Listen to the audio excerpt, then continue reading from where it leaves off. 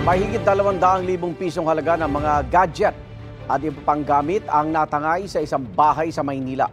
Arestado ang 21 anyos na suspect. Yan ang unang balita ni Jomer Apresto.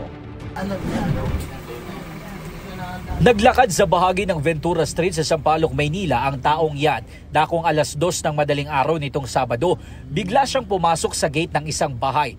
Makalipas ang 5 minuto, makikita ang suspect na lumabas ng bahay at nagmamadaling naglakad.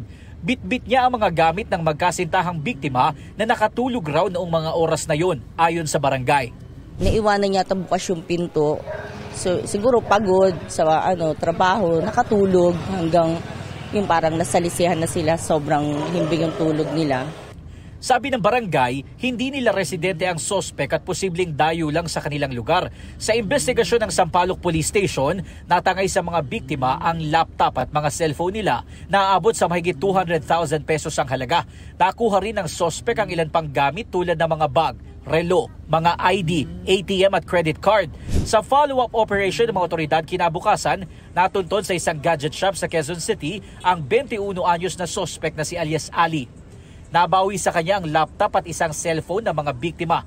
Hindi na-recover ng pulisya ang 2 pang cellphone, relo, mga ID, mga ATM at credit card.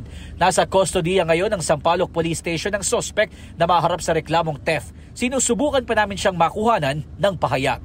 Ito ang unang balita, Jomer Apresto para sa GMA Integrated News.